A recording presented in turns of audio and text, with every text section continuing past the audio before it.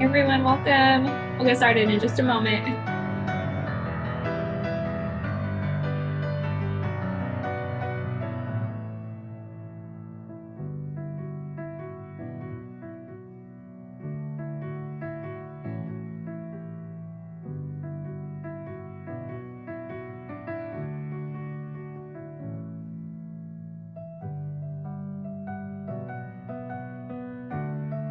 Some feline attendees today too.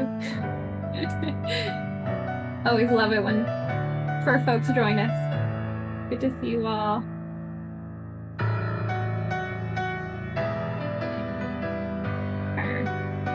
Started to slow down. So I'll go ahead and pause our intro music and I'll just welcome you all one more time. Thanks for joining us. Super excited to have you here for our next session. I think this one is always really popular. And so hopefully you've come ready with lots of questions and engage with our speakers today. To kick us off, I'm going to turn things over to Adriana, who has a few announcements for us. All right. Well, thanks for being here. We're, believe it or not, about halfway through the program at this point. So thanks for being here and learning with us along the way. So just wanted to share, there have been a few questions on the current assignments that you all are working on. And these are the writing piece outline, the one-pager talking points, and the elevator pitch video, and the outline for that. So all of these are meant to give you a bit of a basis of working through, sorry, this is distracting me. Okay. Working through outlines for these assignments that you'll turn in later, to get you in the habit of working on outlines now for all the different things. So don't worry if it's not perfect. We want you to just turn in some things so you get in the habit of working on these assignments now. So I'm happy to answer more questions, but I think there've been a few questions in Slack that we've addressed, but let us know if you have others. Also wanted to remind you about the submissions. So here's one example, because I think there's been different types of titles and different ways that these have been submitted. So for example, Adriana Bankston, podcast summary. This has been really helpful for us to be able to find all the assignments that you submit and identify the ones that are yours. So you can go back and rename them if you'd like, but some of them have been hard to identify who they're from based on the way they're named. So that would be really helpful.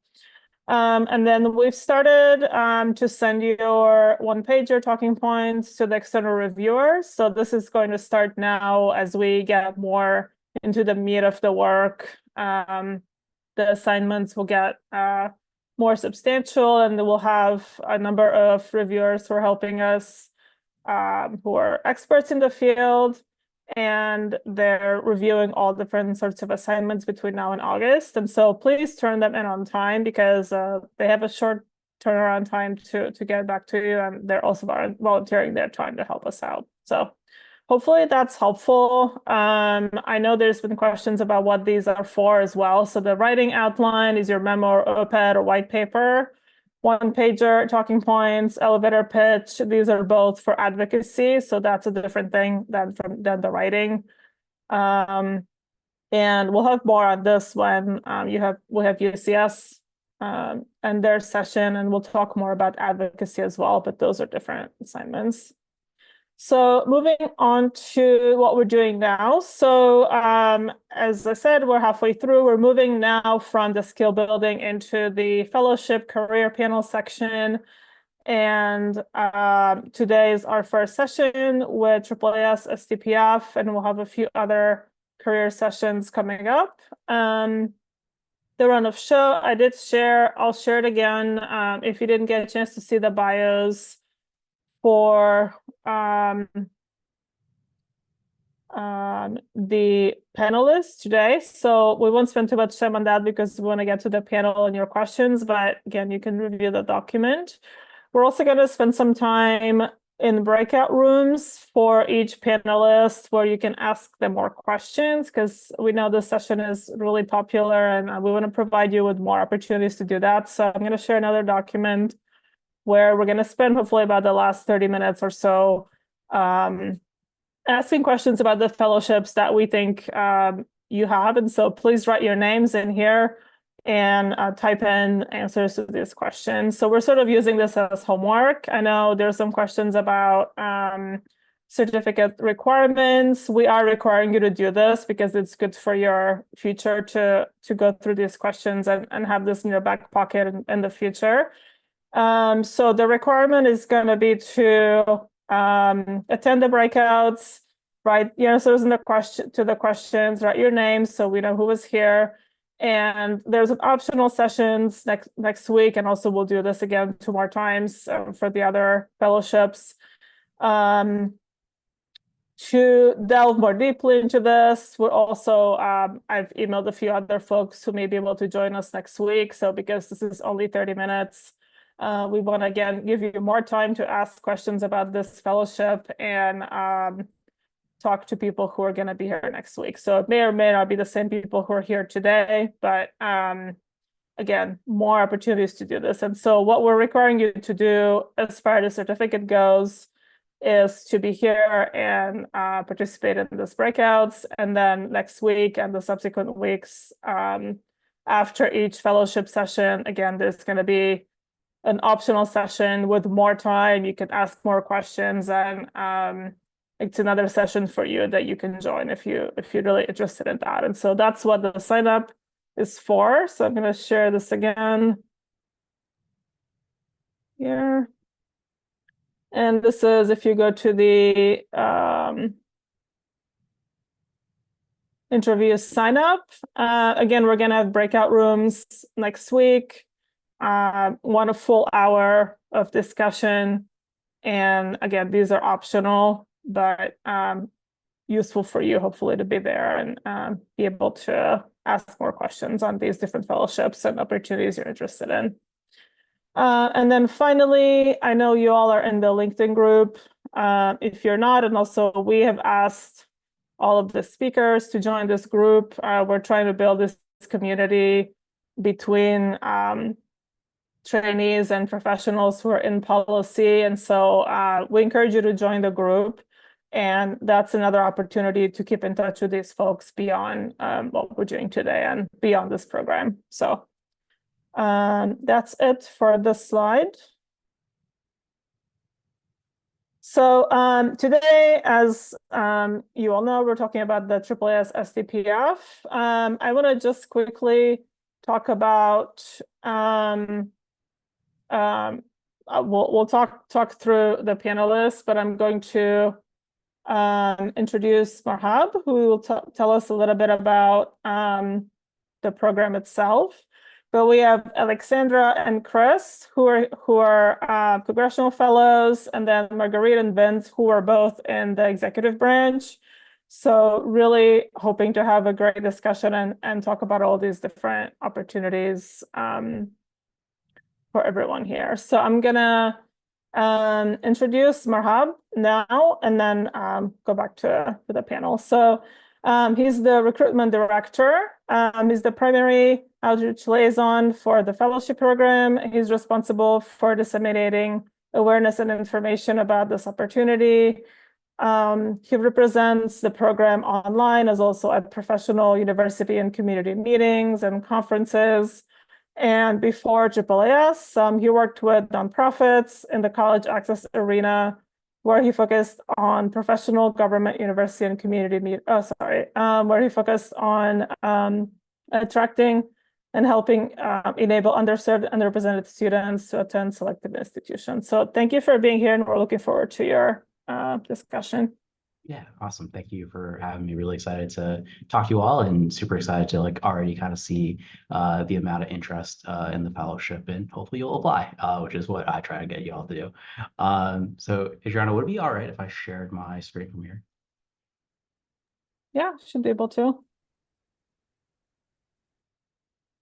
Okay, and then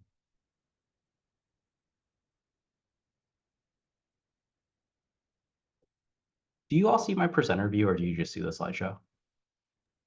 We see the right view. You see the slideshow? Cool, perfect. All right, well, appreciate you all. for being here. So for those that don't know, the AAAS STPF Fellowship is a program that we've been running for 50 plus years, so since 1973. The whole premise of the program is really how do we get good government and good policy to rely on evidence and research, right? So that's where your scientific training comes into place. And so we need leaders from a broad range of sciences and technical realms who can both assess and then communicate the importance and implications of science, right? So really that's the whole purpose of our program, is getting really good qualified scientists to engage in the policy world, right? And to leverage those experience in any way, but to also make sure that the people who are making our policy are leveraging the abilities of the scientists that we have. So that's what we do. That's what we're at. Our fellows serve one whole year, September through August, in one of the three branches of federal government. Your placement could be at a federal agency, so think of all the three-letter acronyms like the EPA or DoD. You could also serve in the office of a congressperson or congressional committee, or we also have our judicial fellowship, where you'll be placed at the Federal Judicial Center. So we have fellows scattered across many different offices, and each of their experiences are going to be different, right? Each of those places bring different projects, different roles, different requirements, different cultures, right? So I'm actually excited that there's a really cool group of fellows that are going to be on this panel with you later, and they get to share their experiences. So you get a little bit of insight into how each of those can differ in their environments. But the thing that they all do share in common is that all the fellows are going to leverage their scientific training and mindset for the work of their office, while they in turn learn how the government works, and you also gain a firsthand understanding of how policy affects everyday life and how it affects how research is funded, conducted, and regulated, right? So your professional development, ensuring understanding where the money comes from, how does your science get leveraged in policy, is the trade-off here, right? So that you're providing your skill set and also professionally growing in this other side. And so again, really excited to talk to this group when I'm out in conferences or talking to folks who are just learning about our program, trying to say like, hey, have you thought about policy? I'll usually get like, no, I'm good. No, that's not really for me. But for scientists who are thinking through like what a policy fellowship can be, and it could definitely feel like a big, veer off your career path, right? If you've been grinding at the lab, or if you're kind of like finishing up the last year of your PhD, like a policy fellowship might feel like the last thing that you're thinking about.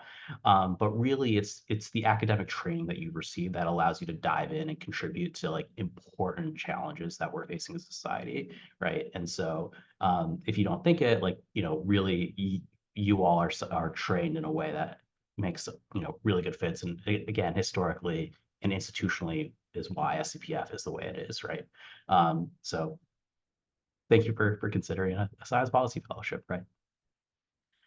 The other thing that is really unique about our program is that STPF fellows are a really valuable commodity in DC. Something I overhear that fellows, will talk about is just kind of like how, like, that branding is so crucial to like getting stuff done, right? And like the level of influence that you can have. It's like, oh wait, they're an STPF fellow, like let's make sure like we get in touch with them, or like getting an email answered really quickly, right? Like those are the things that come with becoming a fellow. And so it's a huge resume boost. A lot of the science policy folks you'll see in DC as well will be former fellows. And so they come equipped with that high level of education, but you also come away with real life experiences and a large array of skills like systems thinking or science communication, negotiation, coalition building, creative problem solving, political savviness, right? Again, all the things that you might not be doing on a day-to-day basis wherever you are right now, but hopefully with the fellowship, getting to leverage your skills so that you're also expanding your communication skills, like working across the aisle, right? Working across with people who might have different beliefs than you, right? But still kind of like engaging in this core belief and developing that skill set, which is really crucial. So we have 3 program areas, right? So with congressional, executive, and judicial. So for the congressional fellowship, the congressional fellows spend a year on Capitol Hill helping to research and draft legislation and provide input on policy review and oversight. Placement opportunities are in the offices of members of Congress and in congressional committees. And those experiences can vary considerably from one branch to another and between agencies and even among offices within the same agency. So among any other things, congressional fellows can be asked to like brief their member of Congress on scientific or technical topics, meeting with constituents and special interest groups. They could be writing issue and policy briefs, talking points, speeches, and press releases, right? So you get to end up being like a staff member for that year, right? Which can be a really unique, cool experience for folks who are like, see these members of Congress and like have this idea of who they are, but now you're kind of like on the day-to-day grind with them too. So I love this. AAAS is like, will sponsor around 2 to 8 of these congressional fellows every year. We also partner with a bunch of different scientific societies who also sponsor a congressional fellow. So if you don't apply through AAAS, depending on your scientific discipline, you might also be able to apply through your society as well. And that is also within the umbrella of the program as well, where you can be a congressional fellow. So really recommend, if you're really set on the congressional fellowship, to also think through of applying through a scientific society in addition to AAAS. Majority of our fellowships are going to be in the executive branch, so that's working with federal agencies. So we have over 150 fellowship placements in the executive branch each year, and fellows are impacting important public policies across a broad range of agencies and issues. So while our fellows in Congress are steeped in the legislative process, executive branch fellows contribute to policy, administration, implementation, and a vast array of whatever you think the federal government is up to. So those opportunities are at any federal agency in DC that partners with AAAS. And so this examples have included NASA, the Department of Health and Human Services, National Aeronautics, and the Environmental Protection Agency. Again, all the acronyms, really big list that is on our website of the folks that we partner with. So really encourage you to think through all that as well. One of the things that I'll quickly mention for this slide is that I'm thinking about is you might have an idea of a place that you want to work at while you're applying for the fellowship, and you're like, oh, like I really want to work at the EPA. Like I really care about the environment. This is what my calling card is, and that's great. Like we want you to bring your skill set. We want you to think about those things, but at the same time, something that's really sought after when applying for the fellowship is for folks who are flexible. If you get selected as a finalist, we do something called the Finalist Week, and it's almost kind of like a free agency period where you're interviewing with a bunch of different agencies and they're talking to you. And so you're kind of like interviewing each other, right? So you're getting a sense of who this group is and who you want to work with and what are the projects you're going to be working on. So you might meet with an agency that really impresses you, that you really come away with like, oh, I can see myself there. So I think what's really nice about this program is it kind of gives you a chance to just like really pick and reflect and think about like what are the things that you really care about, right? You're not just applying for a job, you're applying for a fellowship with these agencies, and I think that's a huge distinction for us and a really good opportunity for you all to think about. And that's something I think like the panelists will really go into later on. And then lastly, there's the judicial branch fellowship. It's actually, this recruitment circle actually marks the 10th anniversary since we've been posting a fellow at the Federal Judicial Center. It allows an accomplished scientist or engineer to contribute their scientific expertise to the federal judicial administration and case management. So for folks who have like a cross-section of science and law, or that there's an interest in law, this is a really good fit as well. These issues can run the gamut from the implications of like AI to the interplay of patent law and DNA.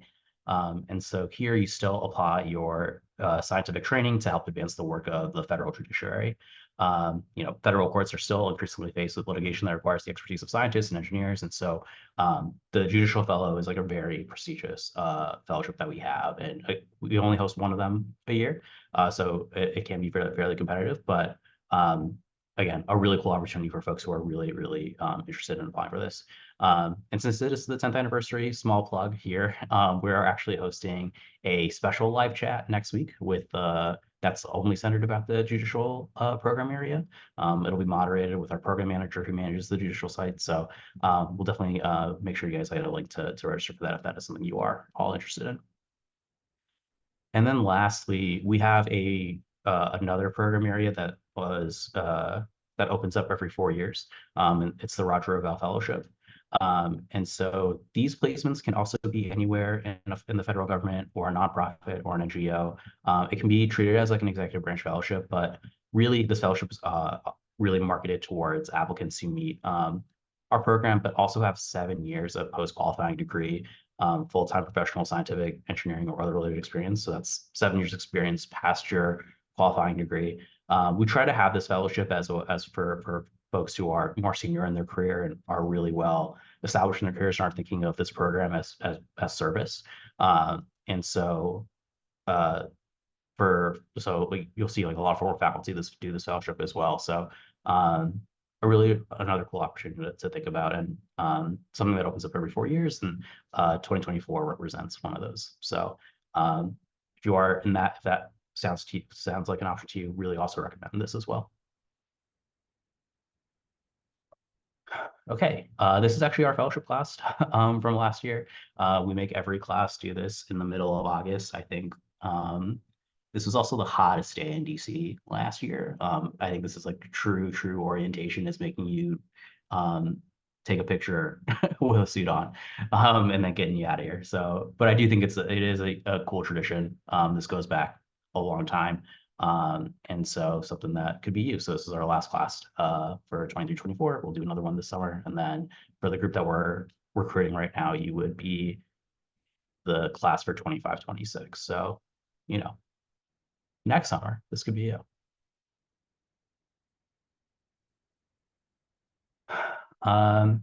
Again, these are our 4 fellowship areas. Part of the application process means that you can apply up to 2. So the major combination folks will apply to is either the executive and legislative. But again, if you are really thoughtful about a judicial application or the Roger Bell Fellowship, that's also something that you're more than encouraged to do. And so definitely look into the program areas, kind of like what those are for yourself and where you are in your career. But you can apply to 2 of these areas in your application, right?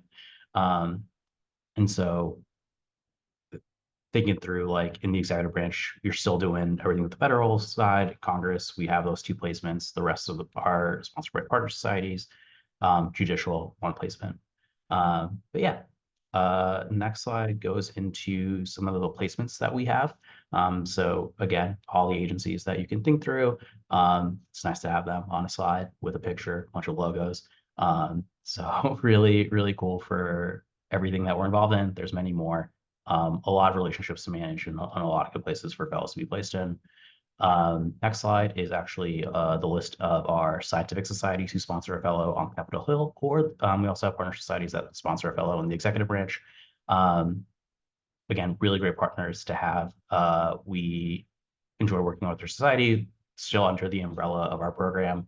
A lot of my conference schedule is actually going to the different conventions hosted by scientific society. So I'll actually, if there's any veterinarians here, I'll be at AVMA this Friday. So again, really cool things about kind of like, I think it also goes back into the partnership of science, right? And making sure that we reflect good policy. A lot of organizations care about this. AAAS is in a unique position to manage a lot and implement a lot to make sure our fellows are in a good spot. So a lot goes into all of it. All right, so what's in it for you? So this is, I tried to talk about this quickly, or like to make sure you all know. So the stipend for this year was between 99 to 129. If you're at, again, more senior in your career, you might be at the higher end of that band. I'll say that since I started in January of 23, and this has increased twice with inflation, right? And so this is decided by the GS scale. And again, we'll continue to be monitored by that. So I'll say that AAAS or our fellows are getting increased at a rate that is much more fair than what I think other places can do, depending on inflation. There's also a travel and training budget. And so again, making sure that you're utilizing that is really important for us. And so that will be at $6,000 to still go to conferences, still kind of, again, have a fellowship-like experience where you can travel, get to do fun things, and also like grow in your science and still kind of like leverage that training and networking back to the work that you're already doing for the government. There's a professional development program as well. We make you do 1 PD session a month. Again, there's a lot that can happen depending on where you're coming from in your career to now working in the federal government. And so we try to be really intentional to make sure that you feel like you're set up for success in that way. It can be a huge culture shift. So again, that goes all into our professional development curriculum. There's an alumni network that's getting to be more and more active. We hosted a bunch of different alumni events last year. We're hosting a lot more in the summer. I think Vince is going to be on this panel too, and I know there's been like a Chicago group, right? So things like that, and making sure that the alumni feel supported and being able to do those events. Health insurance, and also relocation assistance for anyone who is outside of the DMV. And I think that right now is at $4,000. So if you're outside the DMV and are relocating to DC, there's a $4,000 budget in there for you right now too. Let's talk about that professional development. So there's a 2-week orientation. But again, the way that we think about this is that the learning goes beyond your placement office, right? And the fellowship year begins with that 2-week orientation. So that's like a huge deep dive into how does the government work? How does a bill become a law? And making sure you're really getting into the world of federal policy. And we bring a bunch of different speakers who are experts in their fields to come speak with you.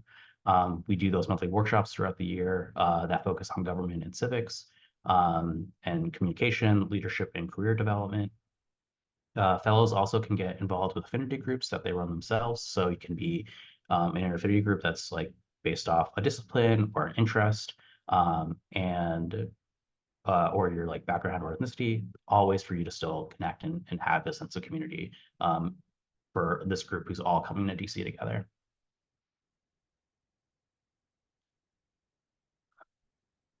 So if this all looks good for you all, for eligibility, you might be thinking about how to you yourself could be a strong candidate, right? So first and foremost, your science is always going to be the thing that is the most important, right? So being a good scientist, so continue to work hard on your degree, excel in your field of study, publish appropriately for your field and your career stage.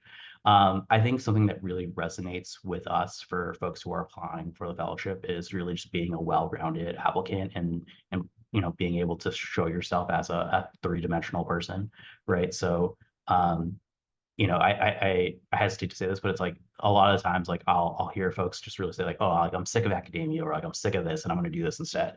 And like, while it's fine, like I trust that you can like, do the things that you need to do. That's probably not like an attitude you want to be able to show on an application, right? And I think being able to show the why of policy, or like, why does this appeal to you, is kind of much more appealing for somebody to read off an application than something like, oh, like I'm sick of the lab, right? So really ensuring that you're kind of like able to really understand like, hey, like what is the connection to my science and how does this get into policy and what are the impacts that I want to make, right? I think those are the things that really resonate well with people who are reading for this fellowship. The other thing too, I also want to caveat this, is that you don't have to be a policy expert to apply for this, right? You can be a novice, just kind of like getting to learn about this program. The whole premise is how do we get scientists into policy? I think it's more about the why and the how for you that I think will resonate with people. So those are the things that I'll definitely think about as people are putting their applications together. So a question I also get a lot of like is, how competitive, how can I make mine the most competitive application? And something I also like to tell people is like, if you're qualified and eligible to apply to this fellowship, like you're already doing a lot, right? You've gotten your qualifying degree or PhD or your master's in engineering with 3 years of experience, or you have you're already interested in working in the policy space with that degree. You're already okay with moving to Washington, D.C. for a year, right? There are a lot of people who can't do those things or who aren't going to do those things and will self-select out. And so the thing I'll say is that you're not applying to like a really selective institution, right? Like you're not applying to a Harvard right now through this fellowship. And so, definitely kind of like have belief in yourself and make that you as a qualified candidate are eligible for this fellowship. And so I would definitely kind of like continue to think about like what are the pieces that can separate you from somebody who's already really great at their science and somebody who's already has thought about policy before too, but being able to connect that work to yourself is, I think, the thing that resonates the most. Yeah. So again, kind of like a lot of what I just said in that slide, right? So just having those solid credentials, making sure that you are being thoughtful about like the program areas that you're also applying for too, right? You have like if you're applying to the executive branch fellowship and like you're still talking about Congress in that application, that's not a great look, right? So being mindful of how you're working in the application portal. You have one like universal application that's like your personal info and bio, but then like there's a congressional application and an executive application, right? So making sure that those are unique and different and are applying to those things, right? So I would just be, those are the things that we're definitely thinking about and caring for. So yeah, all the things you can think of over there.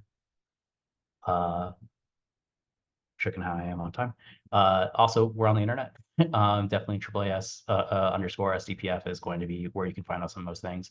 Would really recommend connecting with the STPF page on LinkedIn. You'll see a lot of application updates, live chat updates, ways to kind of like still connect and engage with us, or just even like see stories from current fellows, right? I think the best thing for folks to get a sense of the program or to completely understand is like you can only get so much in settings like this, or like getting your own research settings, but like being able to see like, hey, this fellow did this really cool thing with this group. And I think having that like stream of content in your life is a good way to get a better and a complete understanding of what we do and what we're about. But yeah, that's us. And then last thing I'll close with is our application timeline. This opens in June, closes November 1st. This will stay the same. It'll not change. We've never extended the November 1st date. So please don't apply beyond November 1st or like try to get an extension. That's never happened. Yeah, just as I said earlier, for somebody who's applying in this cycle, you would start in September of 2025. So 2025 feels like a fake year, but this is what you would be applying for right now. So application's open. Takes a lot of time. So get your references if you're thinking about applying. Be nice in the application portal. If you have any problems or issues, let us know. There's a whole Vector Center. And then, yeah, we're here to kind of like be your cheerleaders for folks who are going through the application cycle and make sure that you apply. And that's all. All right.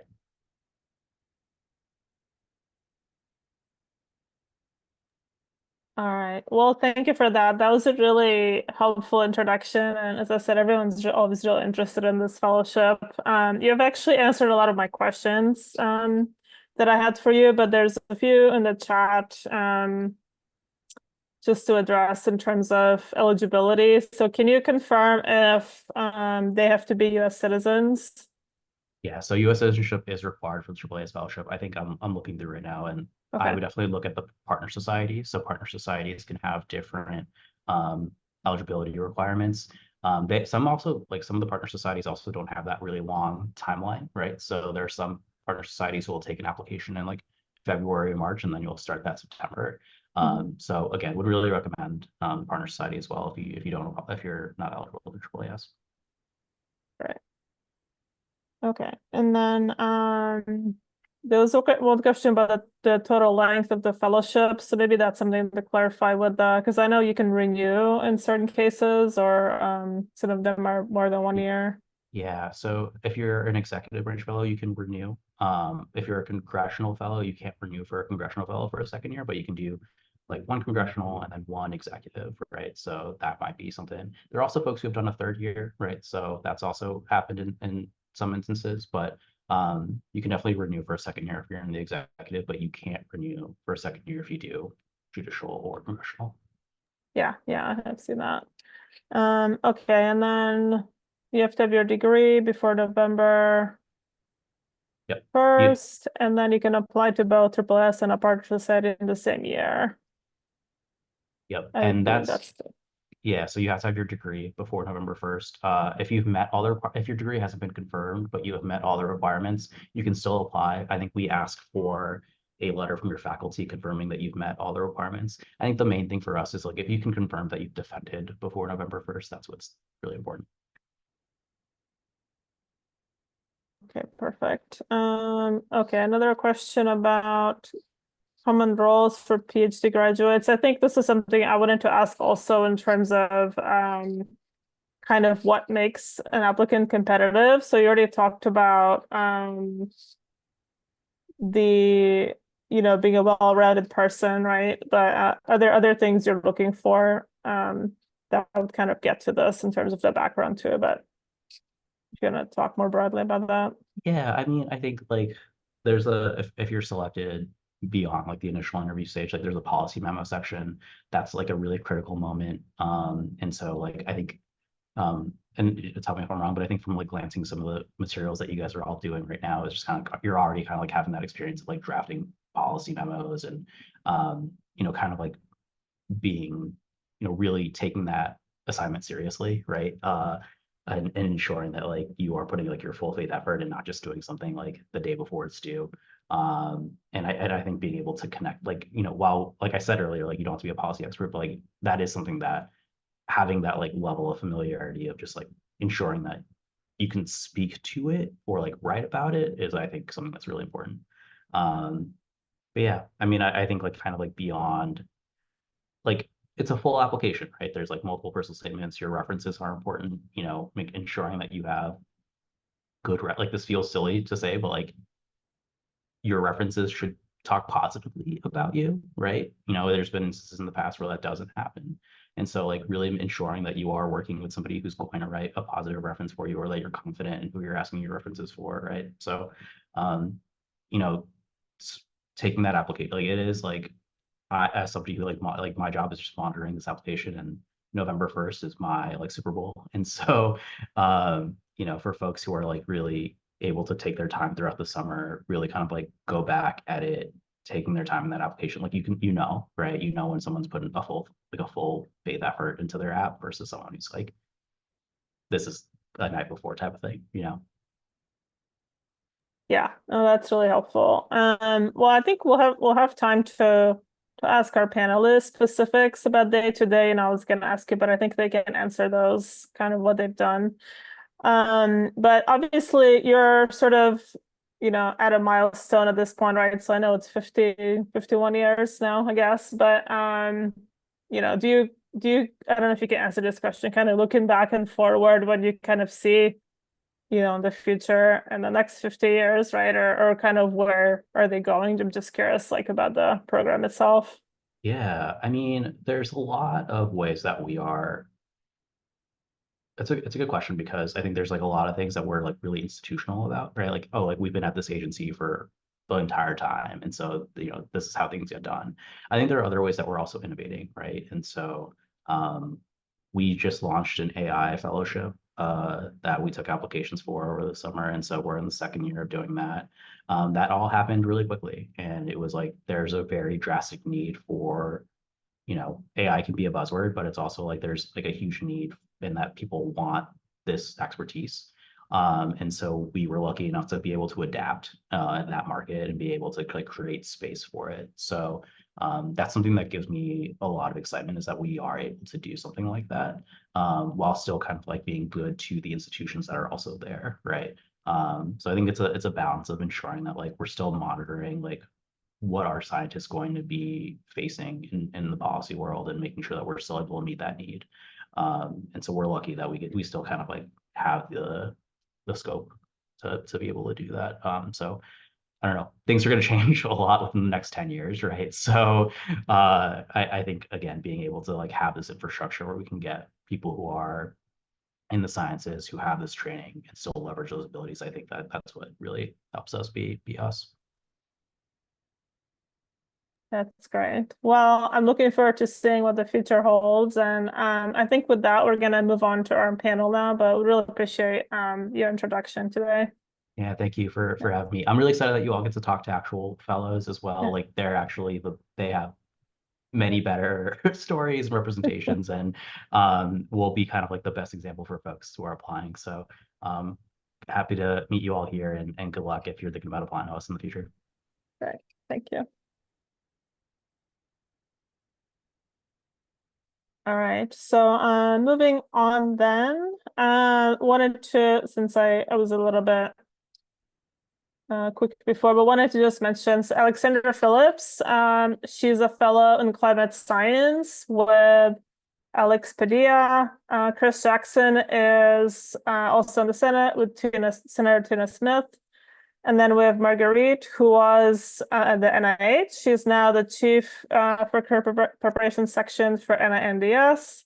And Vince was at the NSF, and he is currently director of scientific communications at the American Lung Association. So we have a really great set of expertise here today. So I'm going to try to keep this kind of general questions, and then folks can ask also more questions in the breakouts. And I thank you for answering in the chat as well. A lot of interest.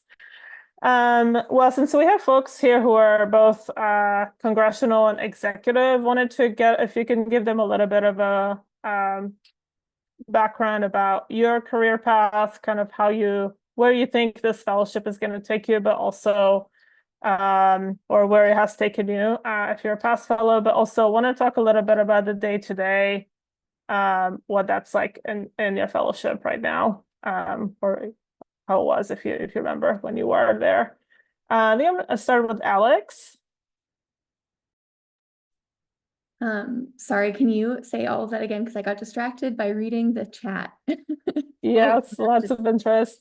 Yeah, I think maybe for you and Chris, to start off kind of how you think this fellowship is, where you see it taking you in the future, and talk a little bit about the day-to-day right now. Yeah, for sure. I can go, but yeah, Chris, I'm sure we'll have a great different perspective to share. So I'm actually going back into academics, so it's kind of an interesting shift back. So I think it's kind of cool to talk about. And one thing that's great about the fellowship is that you can do so many different things after. And I really felt like it towards the end now of this fellowship, I had a lot of options to pivot either back to academics, to go to executive branch and look for an agency job, to stay on the Hill, to look for something back in California that's still policy related, or do so many things in between. And for me, I don't think I would have gotten the academic position I got without this fellowship. So I think it was really useful training because my position is going to be more environmental communication and policy focused than what my PhD was actually in, which was more basic research.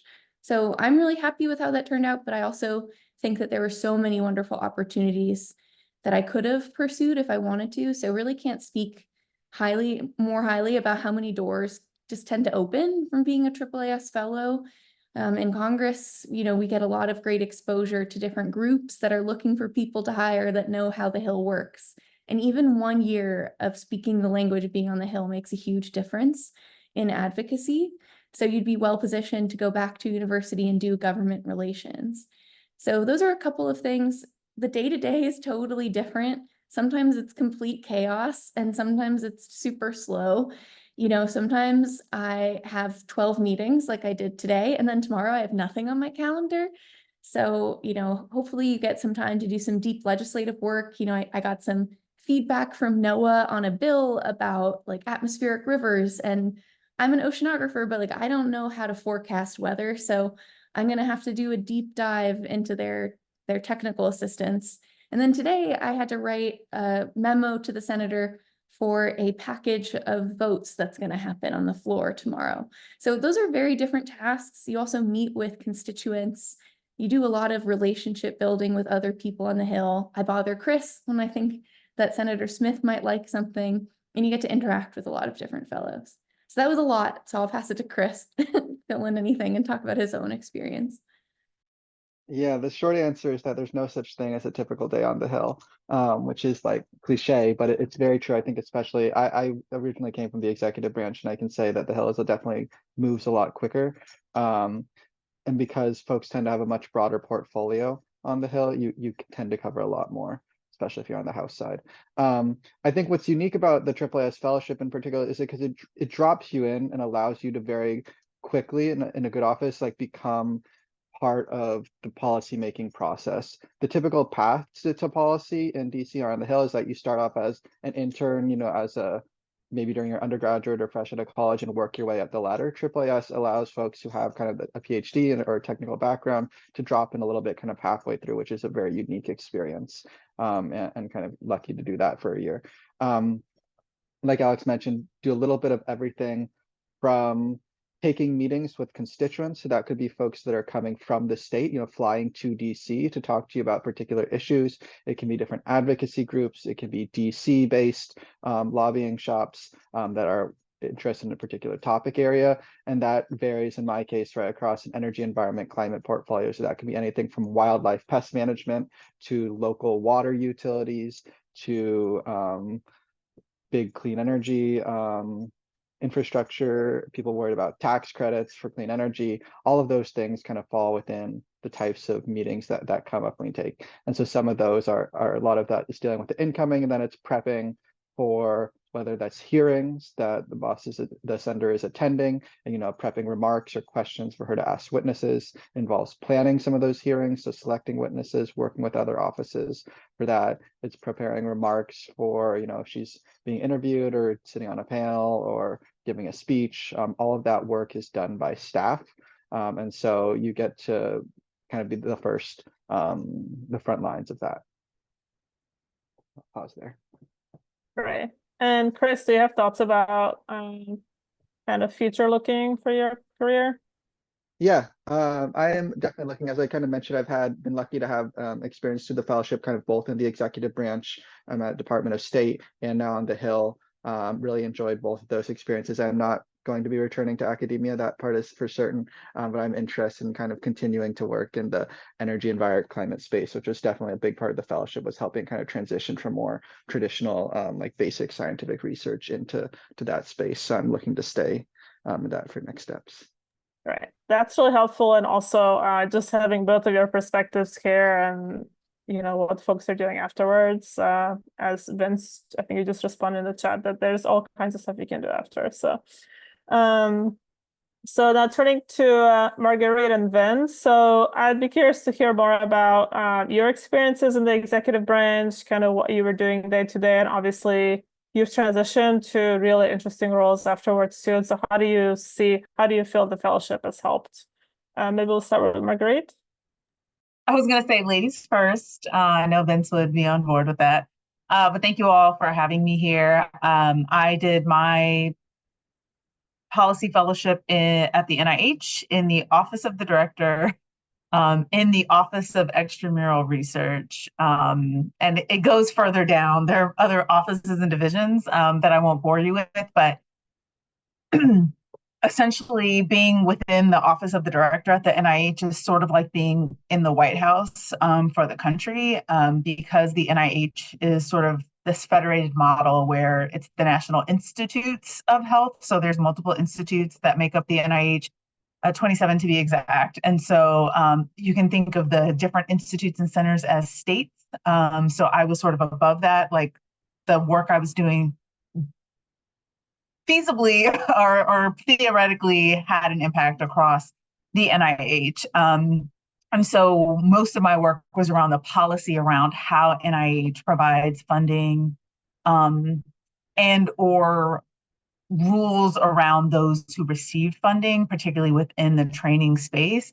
And so I was in the Division of Biomedical Research Workforce, which essentially means that anyone who is like at the early stage investigator career, which is a specific designation the NIH gives to investigators who are within 10 years of receiving their terminal degree, and below that. So if you've ever had a fellowship funded by the NIH, an NRSA, a National Research Science Award, so many acronyms. I'm sorry if I slip into them. I try not to use jargon, but it is very difficult when you work in the government.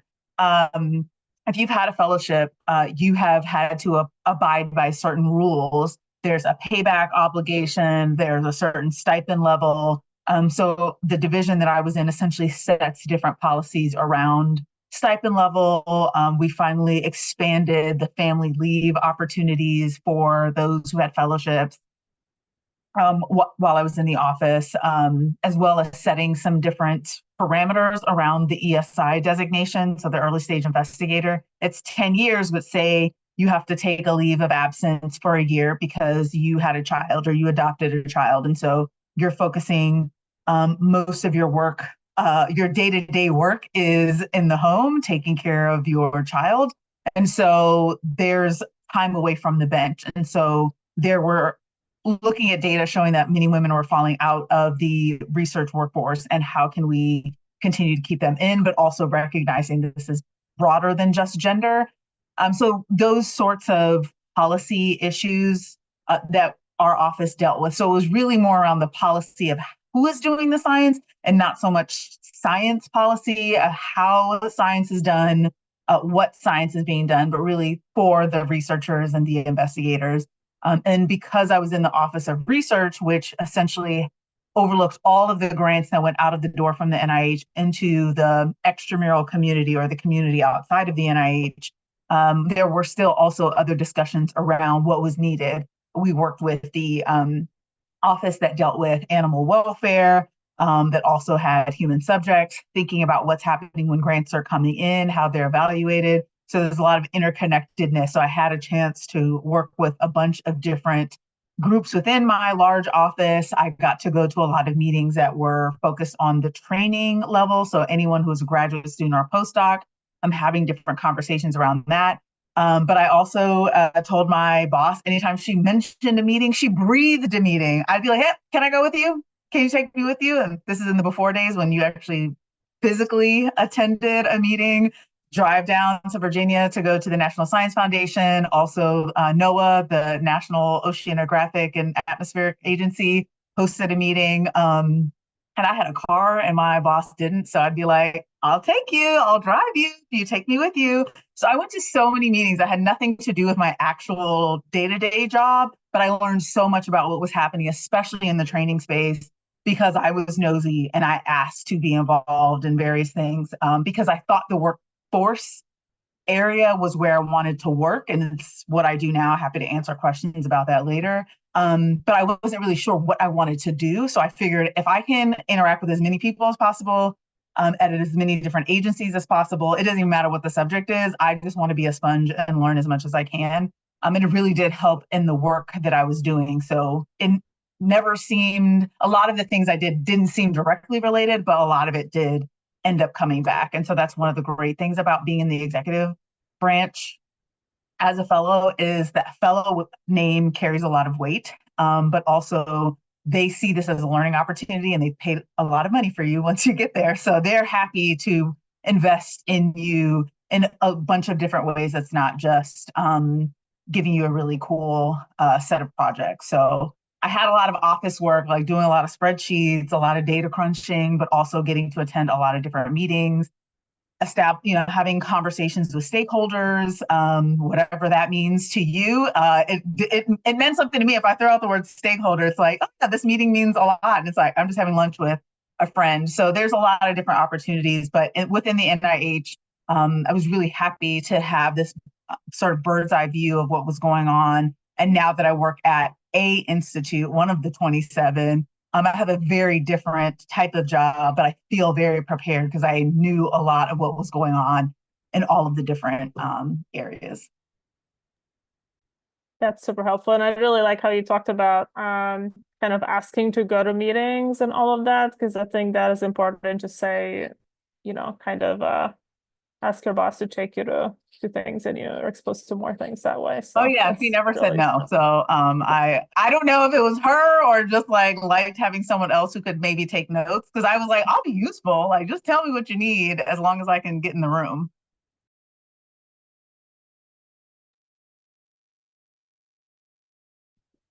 So my experience was totally different. I was a lung scientist for 15 years.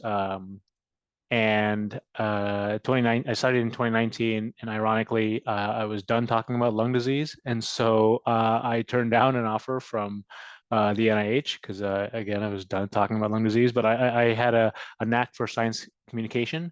And that's something I really enjoyed and wanted to do. And so I ended up at the National Science Foundation in the Office of Legislative and Public Affairs because I wanted to flex that SciComm muscle to other science outside of biomedical sciences. And so, at the beginning, some of my early projects were, telling an interesting story about how NSF-funded research made a difference to the public, to to Congress, and to the people that benefited from a lot of these new technologies in science that came out of NSF-funded research. And so, when I first started there, it was a pretty vague direction. I was a communication specialist, and they didn't really tell me what that meant. And so, a little bit like Marguerite, I started looking for problems or gaps in the office, or things that really were interesting, but nobody was telling the story. And so that's how I made myself useful. I was looking at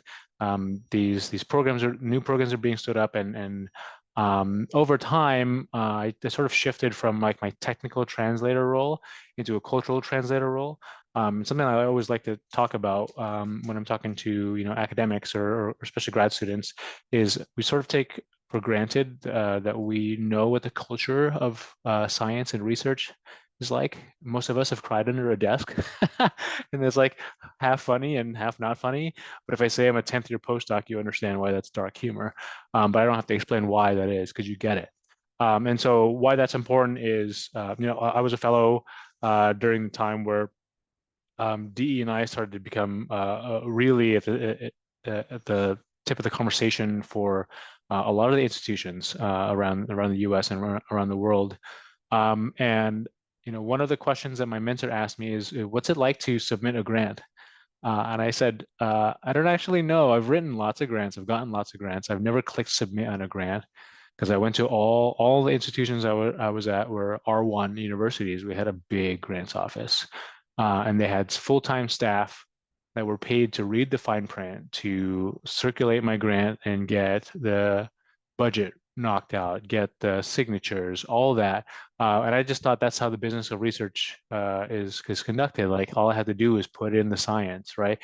And that's sort of the case for R1s, but through the lens of DE&I, not everybody makes their way up through an R1 university. And so what I think the most valuable contribution that I made to science, I think through my fellowship at NSF, was that I tried to make the experience of NSF, of applying to a grant at NSF, a little bit easier. From the communications office, I had no control over who gets the grants, but I have control over who gets to hear about these grants and how they perceive it. Like when you see RFPs or requests for proposals or like both NSF and NIH have such crazy legal jargon about the specifics about writing a grant and submitting it. And I have a PhD, but like that takes a long time for me to decipher. And so I started something called NSF 101, which is, I'm going to drop it in the chat here. It's a series of informational articles. It started off as a video series that didn't really catch on. But I'd never done qualitative research before, but I put out a survey and I asked what people wanted to hear. And surprise, people wanted to hear about how to get money from NSF. And that's true for like you get a grant just so you can write your other grant. And that's the dream of being an academic. And so, NSF 101 was all about like, how do I reduce the friction of writing and submitting a grant to NSF and coming up with an idea that has not been touched yet before, or filling a gap is hard enough. And so I wanted to make sure that a lot of these academics who are not at R1 universities, they are having 5 or 6 classes. They have 8 grad students, and especially for like women of color, or serve on 5 or 6 different committees because they have to, institution wants to check a box.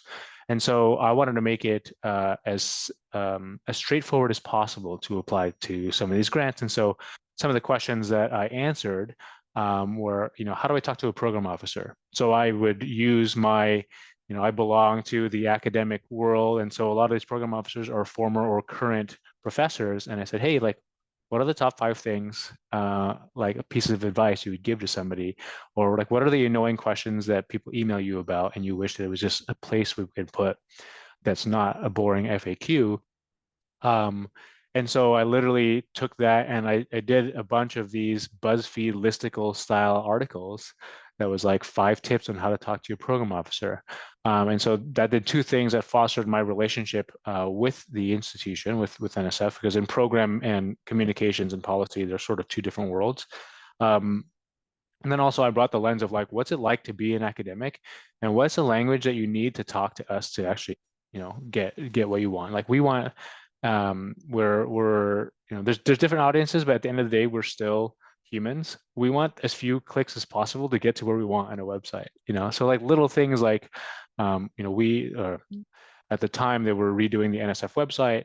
And I said, we should have a button with a $sign on it on the front page, because when you come to the website and you want to get grant funding, I don't want to find it in a drop-down menu of like 200 things. I just want to go there. And so That's one of my legacies. So I thought that, and I think I hope that everybody here doesn't take that for granted. Like being able to think like a scientist is important, maybe as or more important than like what you did your PhD in, because it helps you with analytical thinking. It helps you put together the best version of the argument, not to worry about the other side of the argument, to prepare your principles in speeches or PowerPoints to become the most compelling version of that argument. So for me, like I'm a communicator. I ended up at the American Lung Association. It's actually a job that I created. So I'm the director of scientific communications. Pretty quickly I had applied to a job at Alzheimer's Association. They liked me, but not enough because I didn't have a brain background. And so they said, you should find a lung version of this job.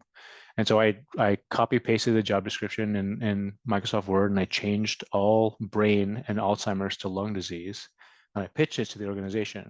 And so that's how I created that job. And those are like skills that I learned during my fellowship, like, hey, how come no one's thought of this? And it's like, well, if you have that thought, then you have thought of it and you need to fill that gap. So again, like, as Chris and Alex and Marguerite has said, like every day is different, and that's what makes it exciting. And sometimes you get to go real deep into a subject and have a few weeks to write something. Other times the senator wants a one-pager and you have 20 minutes to write 200 words on something you've never heard about, but you have the one with the PhD. And so you have like this great, cool network to lean on. So I'm happy to answer more questions. That's very cool. There's more questions than we have time for, but since you brought up, I like this NSF 101, since you brought up this idea of one thing that you achieved and it's a concrete thing you can point to, I want to also ask everyone else if you can say something in either in your fellowship or in your current role for Marguerite that you're really proud of professional success. So we can give a bit of examples of things that people have done. Marguerite, do you want to start? My answer is pretty simple. I don't have anything that I'm super proud of. I've worked on a lot of different things. I tried to get something started. It failed miserably, mostly because I did not have the cooperation of other people. And so I don't really have a work product that I'm super proud of. I did a lot of stuff that I really liked, that I was like day-to-day interactions that I had that I was super proud of, but no actual work product. That's helpful too. Alex? I mean, there's so many fun projects I feel like that I've gotten to work on, and I'm a Californian, so I'm working for a California senator, so I feel like they've all been really gratifying to see that it's benefiting my home state. One kind of fun one is that I never expected anything I worked on to become law, but one of the bills that I helped write is getting voted on the Senate floor tomorrow, and is likely to go to President Biden's desk this week, which is crazy. Very cool. And Chris? I've still got some things I'm working on this year, so I won't preview any of those. But I'll say last year when I was at state, in my first week on a Friday afternoon, my boss came into my office, was like, Chris, you're a chemist, right? Question mark. What do you know about semiconductors? And I was like, it turns out that was right after Chips and Science had passed.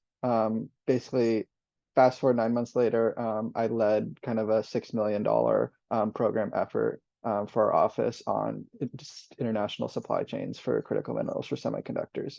So that is now a program that is running at state that I literally wrote and is deploying kind of millions of dollars based on decisions I made, which is kind of wild, but goes to show you the type of impact that you can have by being in the right place at the right time and having even just a little bit of the technical background, which is one of the really cool things about the fellowship, where, it's hard to imagine like as a grad student having that much power, but then you're like a couple years later doing that. So it's really cool. That's really cool. It's a nice mix of different sorts of things you'll have done. I wanted to just give a bit of flavor of that of what can be achieved. But well, before we go into the breakouts and they'll ask you more specifics, I wanted to just ask about what they can do now while they're in grad school to be competitive, if they're interested in the fellowship, and the kinds of things you all have done along the way that you think were really helpful. I don't know if we want to start that one.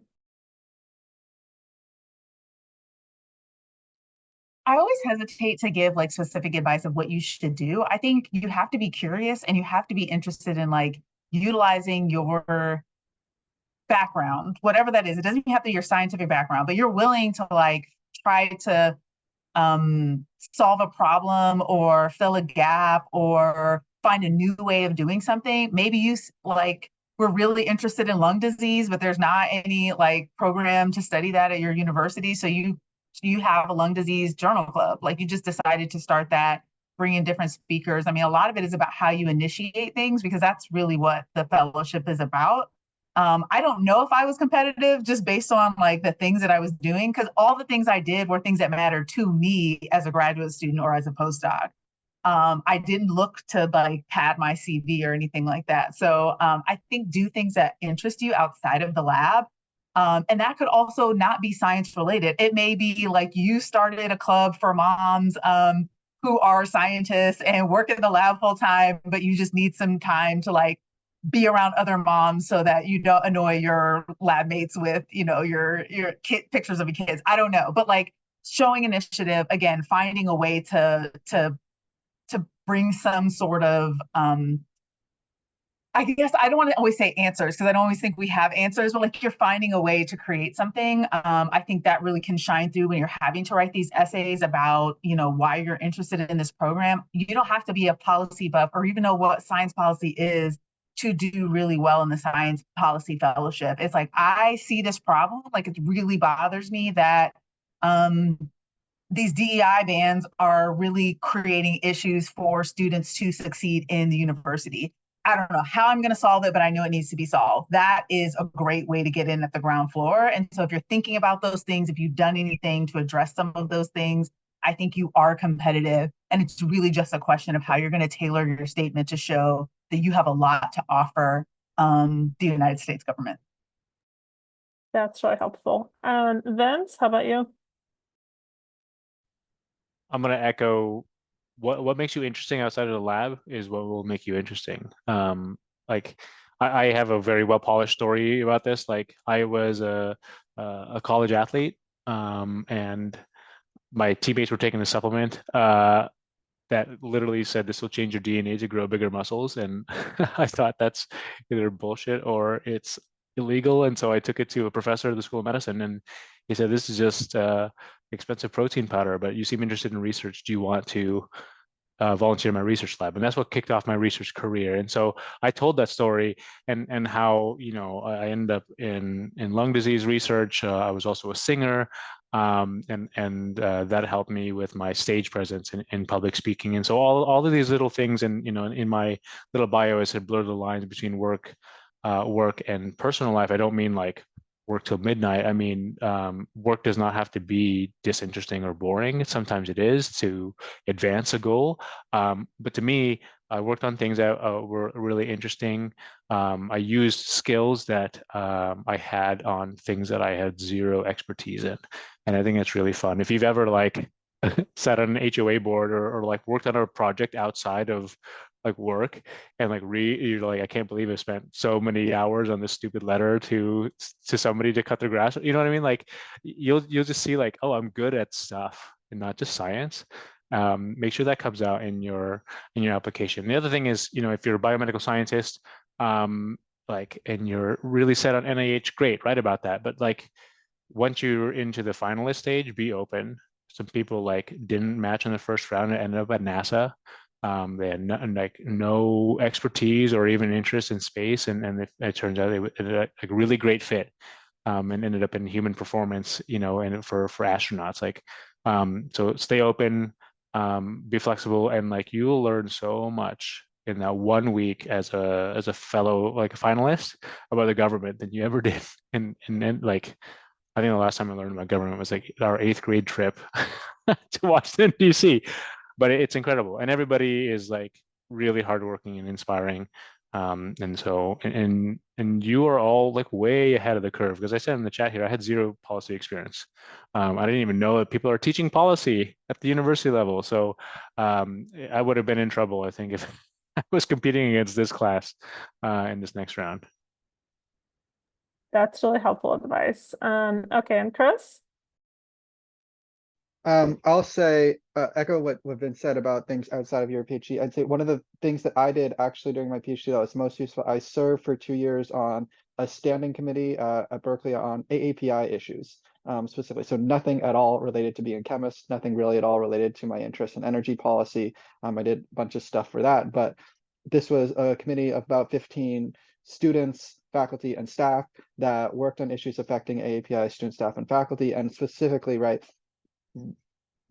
hosted focus groups, wrote policy recommendations, and met with the chancellor for 1 hour a semester to provide a briefing and make recommendations. All of those are extremely translatable skills to working on the Hill, where you probably have not an hour, but 15 minutes to brief your boss and tell them everything they need to know about one particular issue, where you're talking to a wide variety of stakeholders and trying to assemble some type of coalition to push for different policy or outcomes. So for me, again, not something that I did because I thought this would look really great on my AAAS application. I did it because I was really passionate and cared about the issue. And I think that passion translates when you're talking about these issues. And I think I remember during my interview, I probably talked about that specific experience way too much.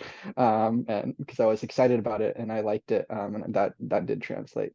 So I'd say do what interests you and try and convey that in your application. Yeah, that makes sense. And Alex? And I feel like you just got so much great advice. There's not too much to add. Definitely be yourself in your applications.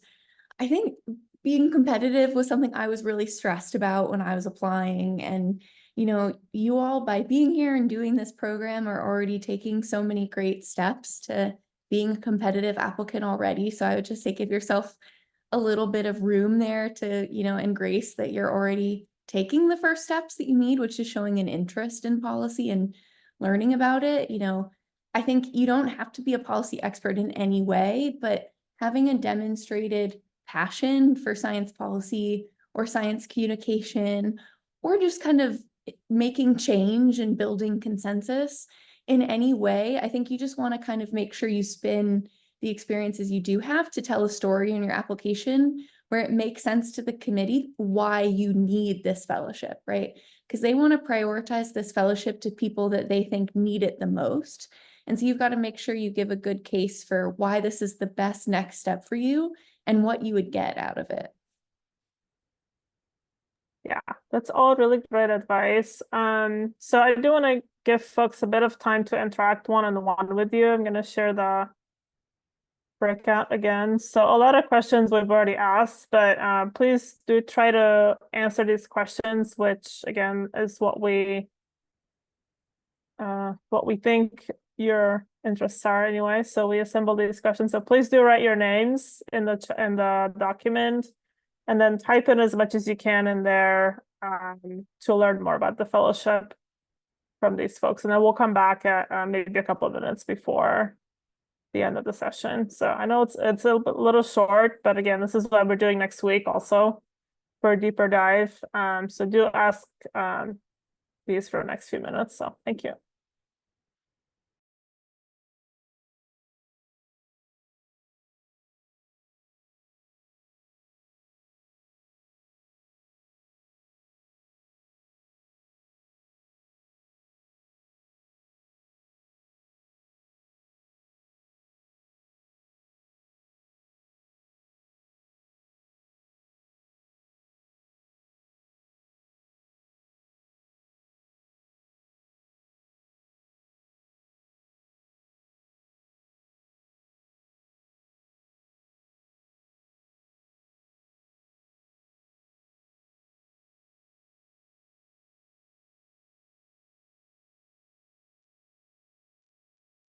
All right. Well, looks like everyone's here. Well, we really appreciate everyone's time today. As you can see, there's always a lot of interest in this session.